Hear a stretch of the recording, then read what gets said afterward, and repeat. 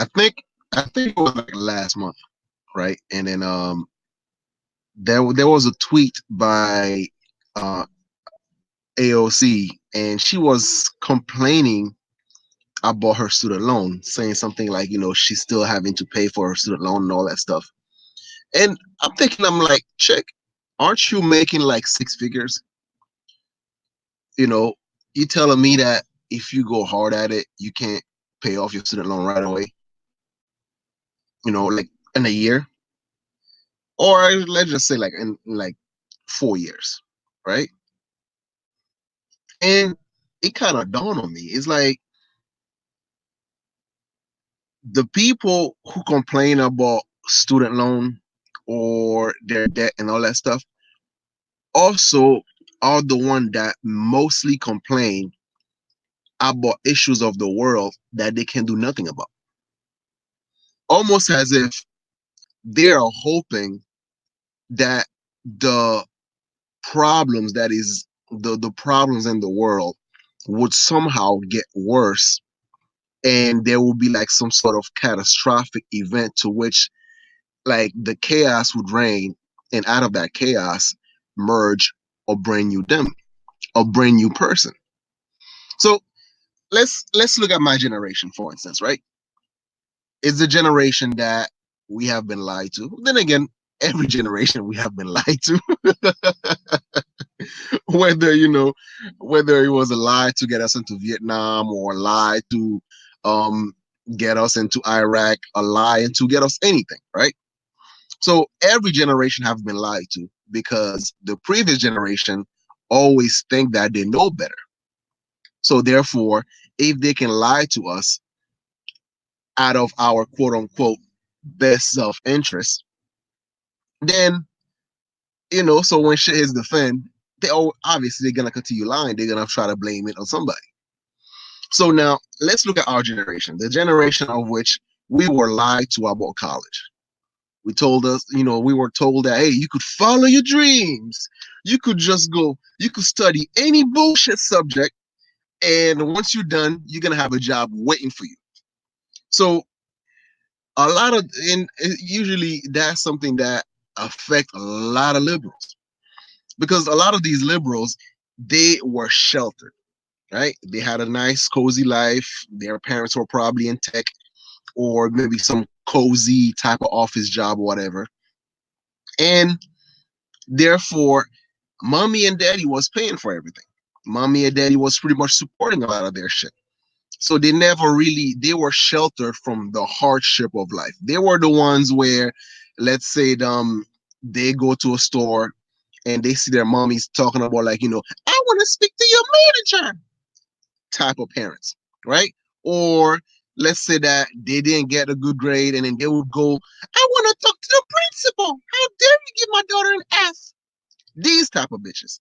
So that's what our generation, the millennial generation, that's what we end up producing, a whole bunch of crybabies that are not ready for the real world, that are not ready for the responsibility that would have to come with being an adult.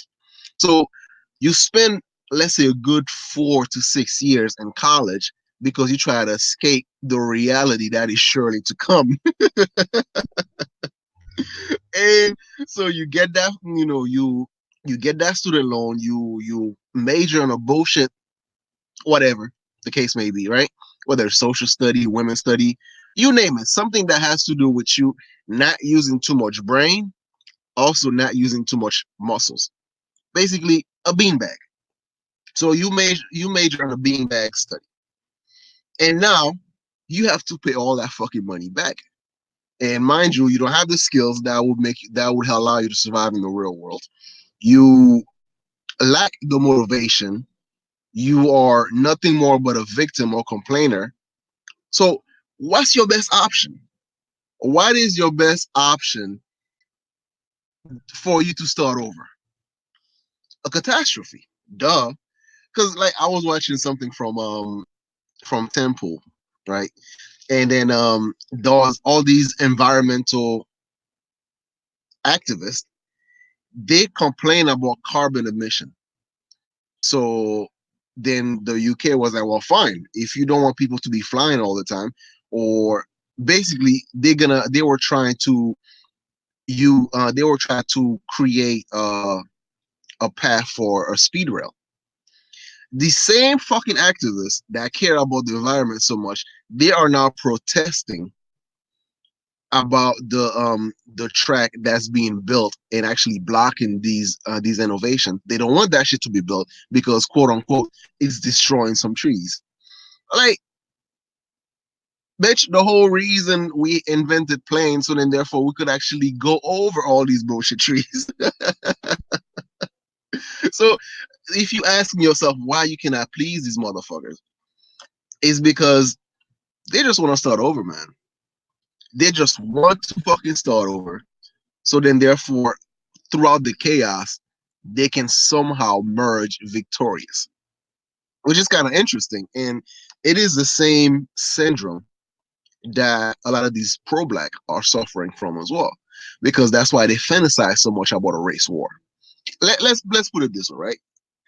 Say now you have your average Pookie who doesn't know shit about building a credit, who doesn't know shit about maintaining a household, who doesn't know shit about legacy or the stock market or your bank account. The average Pookie don't know shit about that, right? All he knows how to do is look good, fuck bitches, and posing on the block until he let his best year pass him by. Now he's on his 30s, pushing 40s, maybe 50s. How the fuck you expect a guy like that to compete, right? Or a chick that's you know, she's pretty much run out of options and all that stuff, and there's no reason for any men of value to stick around with her or to be for her to be able to keep a solid relationship around. What is her best option? Of course she's gonna fantasize about a race war. She's gonna, Pookie's gonna fantasize about a race war. If there's a chaos, then the best way he can maneuver is through chaos. An educated lame like me will probably be like, well, honey, serious, I don't think it's the right thing to do to just come through and break through that business, because I know there's chaos everywhere, but I think we should try to protect the community. We shouldn't just be rioting and all that stuff. Pookie be looking at you, man, you soft ass nigga, get the fuck out of here. Let me rob this fucking place. There's no cops around. You can just come through. You just break shit. You just take whatever the fuck you want. Who's gonna stop them? Did you know that a lot of people that were riding in Ferguson, they were not even from Ferguson. They were just people that were taking advantage of the chaos. So while there were real protesters out there, you have people that just came from out of state, just come through, busting windows, getting into shops, stealing shit, TVs, sneakers. Of course, you know how niggas love sneakers, all that stuff. Now, you're looking at the average Antifa now, right? How do you expect these liberals to compete in the real world? They can't. So obviously they would want to have this revolution. They would hope to have some sort of chaos so they can riot, they can get what they want. But what they don't understand is this euphoria is nothing more but a temporary relief. Because yeah, you might get what you want now. You think that, oh yeah, I can just run up in a place and take what I want because I own this shit and nobody should tell me what to do. My taxpayers pay for it, all that blah blah blah, right? But without any sort of understanding how the process works, the foundation on how to have this whole chain, the chain of commerce to be taking place from the producer, from the manufacturing, all the way through the floor where the things is being sold. Right? They don't get that shit, you know. So then, therefore, to them, if they can just go to a store and grab what the fuck they want and actually claim to be a victim, if you don't give it to me, that means you're a fascist, you know? So obviously, you think that, yeah, I'm winning the revolution until you realize, oh shit, all these rich people that I just killed, they were the one who knew how to run this shit. Kind of like when the Soviet Revolution took place, and then they actually end up killing all those farmers and stuff like that because hey, you're rich, you have control of the you controlling the farm and all that stuff. So you're the reason why I'm poor. So I'm gonna kill you and take over your farm. And whole and behold, they did not understand the whole operation. They couldn't even manage the whole operation. They kill the people that knew how to manage the operation. So then what happened to the Soviet Union? There was a huge famine. It's the same thing that's gonna happen to South Africa when they're actually taking over. They're taking over the land from the people that had it for a generation. So for a generation, you had families that knew how to run the ship properly, right? They knew how to manage it properly. So then what do? They just take over these farms from these farmers. How long you think they're gonna last before famine took place? Ain't gonna be long. Look at Haiti. When you have a dictatorship that took over in the midst of all the chaos, what do? The first thing they do, they get rid of the intellectual, they get rid of the bourgeoisie class, they get rid of the people that can actually manage this shit. But because the motherfucker that took over want power more than stability, they rather watch the world burn just to be king of the ashes. So then what do? They get rid of some of the most prevalent people in the Haitian society. And now Haiti's still a shithole country till this day. And the people that could make it run is either A, they don't want to have to risk their neck to go and make it work, or B, they already like out of it now. So if whenever you have all these um fear porn about the world's about to end, we only have 12 years, climate change, all this shit, man. Listen, the world's supposed to be ending every freaking, like, remember Y2K, and then that was a 2000, yeah. So you had Y2K, and then you had the Mayan calendar, which was 2012, and then now they add on another, so what? Every 12 years or so, they have some bullshit about the world's about to end.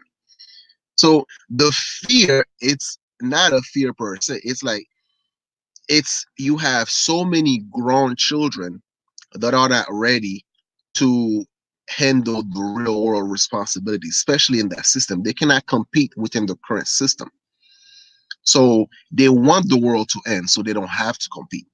So if their life is in shambles, so then now they have real reason why they are in such a place in their lives. They are such in a dire strait in their life. But at the moment, while everything is functioning, while you have immigrant that's coming through from other countries and actually succeeding and out competing you, who were born already in a place where you could make it, then that makes you look bad. Haitians are making you look bad. Immigrants, all these motherfuckers are making you look bad. So what the fuck you want to do? You want to start the game all over again. It's like playing Monopoly. After a while, you start losing all your chips. You're like, man, fuck this shit. You just flip the board over. You throw a tantrum, and then after that, you be like, all right, okay, I'm cool now. All right, we good? We good? All right, let's start the game over again. That's what a revolution is. That's it. You just want to start. You just want to break shit apart, start all over again, start from scratch, and hoping then you would then start off with a better hand. But it's not gonna work. You know why it's not gonna work? Because it takes a certain level of discipline to be on top. It takes a certain level of merit to be on top, certain level of intelligence to be on top. And yeah, you might argue that a lot of people get, got on top because they cheated the system or they did some foul shit to be on top. Well, yeah, that is true.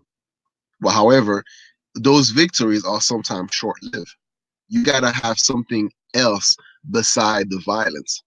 And those that we are seeing right now is if violence is all you can offer or threat or try to force people to do what you want them to do, your victory is only gonna be short-lived. So do you want fear or do you want cooperation? But anyway, this is Arbanaka So, guys, you millennials out there, pay your student loan. And then if you have kids and all this shit, make sure to stay away from all these bullshit courses because it ain't gonna fucking help them whatsoever. I had the chance to talk to one of my nieces, and dude, this chick's already like 80,000 in debt. All right, and I'm looking at her, and I'm like, whoa. You know it's gonna be really hard for you, right? To once you actually, you try to get all serious and stuff like that, try to get married, and the guy's gonna look at that. The guy's gonna look at it and be like, I don't think I want to deal with you. I don't think I want to take on that responsibility, you know, being, forming a family and stuff like that. I'm gonna start off in a hole already. That's why they want the world to burn. That's why they want the stock market crash. That's why they want a system collapse. So that shit could wipe off all their debt clean. That's it. But anyway, let me know what you guys think in the comment section. So yeah, share, like, comment, subscribe. Peace.